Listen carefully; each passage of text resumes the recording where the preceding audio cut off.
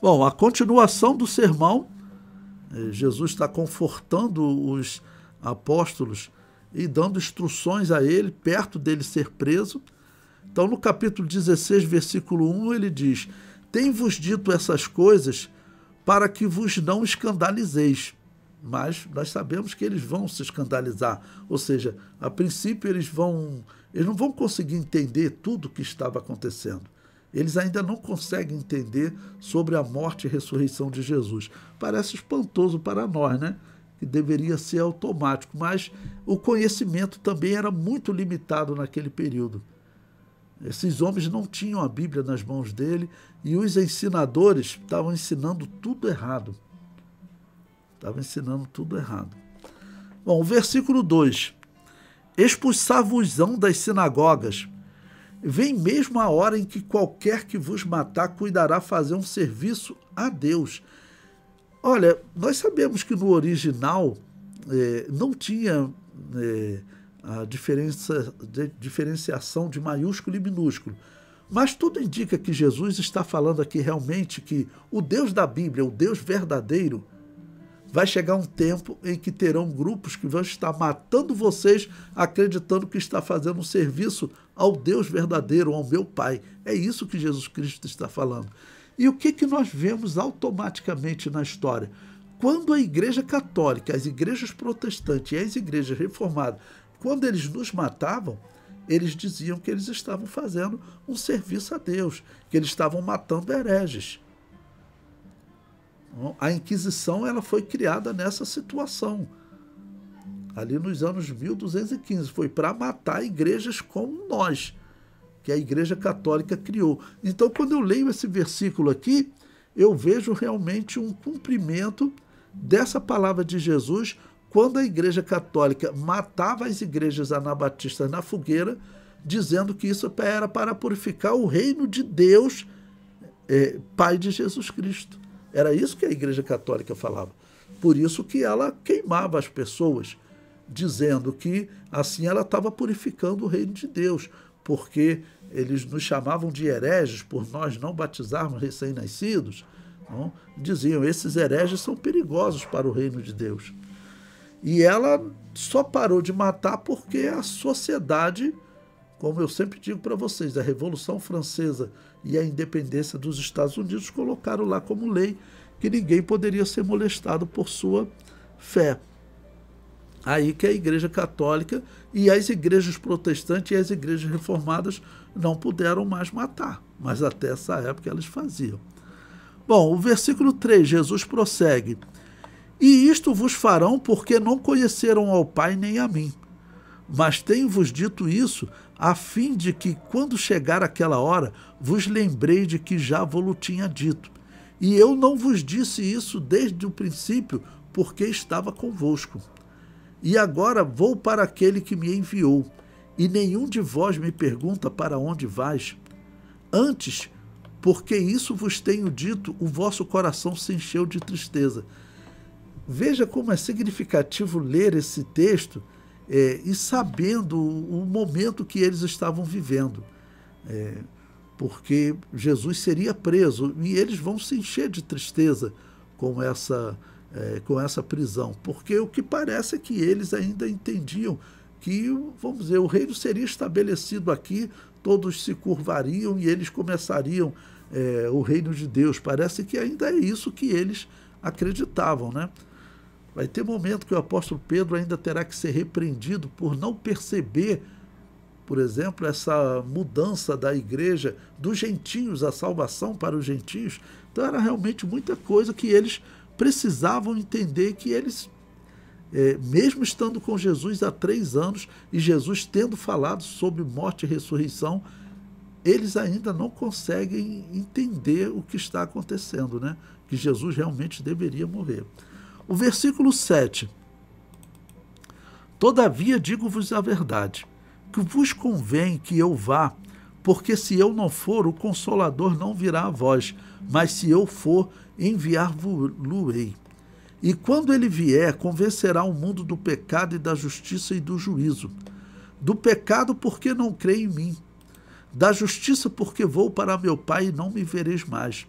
e do juízo, porque já o príncipe deste mundo está julgado. Ou seja, Satanás sabe, né? O inimigo sabe que existem os tempos determinados. Nós não sabemos quando será, mas Jesus Cristo disse que, ele falou, só o Pai sabe aquele dia e hora, né? Ok?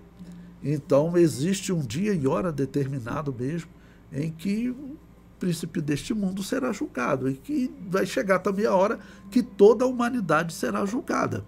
Isso está determinado já. Ok? Então, ou seja, ele já está julgado. E é interessante, veja o que ele diz agora no versículo 12. Ainda tenho muito que vos dizer, mas vós não o podeis suportar agora. Né?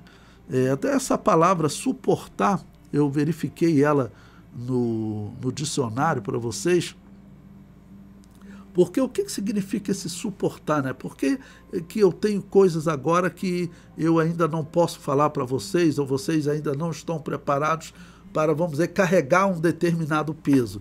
É exatamente o significado dessa palavra. É a palavra grega bastazo, tá bom? Que o dicionário Strong, ele diz, como assim? Tem um peso que eu não consigo carregar. Então tem algo que para mim é insuportável agora. Se eu fizer, vai danificar alguma coisa na minha coluna, um peso fora da minha capacidade. Esse é o significado. Então, está ligado em especial ao entendimento, algo que agora vocês ainda não conseguem compreender. Então, eu estou mostrando para vocês que nesse diálogo também, e as coisas que estão acontecendo, a dificuldade que os apóstolos tiveram de entender essa questão da morte do Messias. Porque podemos dizer que a mensagem que o inimigo preparou naqueles dias para enganar as pessoas era que o Messias vinha como um vencedor. Porque provavelmente Satanás, como Deus disse lá em Ezequiel capítulo 28, ele diz para o profeta Ezequiel, falando sobre Satanás, que ele é mais sábio do que Daniel. E é claro que Satanás ele organiza essas heresias. E a heresia do Novo Testamento, que atrapalhou muito o entendimento sobre Jesus ser o Messias, que levou os judeus a rejeitá-lo, aquela crença de que ele viria para, por exemplo, acabar com o exército romano, tá bom? Fazer como o anjo do Senhor fez nos dias de Ezequias e Isaías, fazer alguma coisa assim, acabar com aquele exército e em Jerusalém começar o culto ao Deus verdadeiro. Essa era a mensagem que eles, que foi transmitido para eles. Porém, Daniel, ele falava bem claro. Ele falava que depois das 69 semanas, está em Daniel 9, o que aconteceria? O Messias seria tirado, seria morto. Isso está muito claro no texto. Vamos até ler, vamos dar uma paradinha aí, mantenha aberto nesse texto de João, capítulo 16, versículo 13, e vamos lá em Daniel, capítulo 9,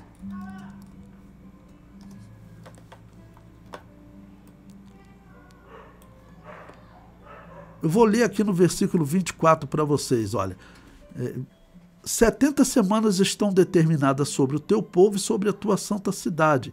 Aí vai dar os propósitos, né, extinguir a transgressão, tal. No versículo 25, o anjo vai começar a dizer a referência. Como que você vai saber quando que o Messias virá? Versículo 25. Sabe e entende, desde a saída da ordem para restaurar e para edificar Jerusalém, até ao Messias, o príncipe, 7 semanas e 62 semanas, ou seja, 69 semanas. Você pode substituir essas 69 semanas por 483 anos. Então, olha, quando vocês souberem da ordem para edificar Jerusalém, vocês podem contar 483 anos, tá bom? E o Messias vai morrer, tá bom? Até o Messias. Versículo 26. E depois, são 762 semanas, né? E depois das 62 semanas, será tirado o Messias, ou seja, o Messias morre. Então, ou seja, estava profetizado que o Messias morreria. Porém, o que nós vemos que era pregado, quando eles iam na sinagoga, Qual a pregação que eles ouviam dos fariseus, dos escribas, dos sacerdotes? A pregação que nós sabemos pela história que os judeus faziam em geral era que viria um Messias vencedor, não falava em um Messias que morria, porque isso aparentemente era uma derrota. Então, o que era pregado para eles, o que eles ouviam na sinagoga era isso. Então, eles, mesmo Jesus falando diversas vezes sobre morte e ressurreição, mas eles ainda não entenderam até agora. Tá bom? Então, esse texto, ele falava da morte, esse texto de Daniel. Mas, como eu tenho dito para vocês, era muito comum em Israel, nesses dias, desacreditar na profecia de Daniel. Olha, e a profecia de Daniel ela era fundamental, porque ela dizia o ano da morte do Messias. E por que eles desacreditavam? Porque tinha um grupo chamado saduceus, inclusive o sumo sacerdote que vai estar julgando Jesus, ele é um saduceu, e os saduceus diziam que o livro do profeta Daniel não era inspirado por Deus. E só o Pentateuco, só os livros de Moisés eram inspirados por Deus. E, a partir desse princípio, ele não dava atenção à profecia de Daniel. Então, o aprendizado que os apóstolos tiveram dos dias que eles iam na sinagoga era todo uma interpretação errada. Tá ok? Bom, então Jesus Cristo aqui diz que João capítulo 16, versículo 13, prosseguindo na leitura, mas quando vier aquele Espírito da verdade, ele vos guiará em toda a verdade. O Espírito Santo vai nos guiar. Bom, vocês sabem que Maomé falou que ele era esse Espírito da verdade, né? Maomé, ele procurou se apoiar de alguma maneira nas religiões. Ele tentou ser o Messias dos judeus, foi rejeitado, por isso ficou até muito aborrecido, perseguiu os judeus, ok? Mas é claro que, na verdade, Jesus está falando do Espírito Santo. O versículo 14. Nós lemos o versículo 13, né? João 16, 13. Agora, João 16, 14. E ele me glorificará, porque há de receber do que é meu e vou-lo há de anunciar. Tudo quanto o Pai tem é meu, por isso vos disse que há de receber do que é meu e vou-lo há de anunciar. E claro, aqui está falando dos dons, da virtude que a igreja recebe para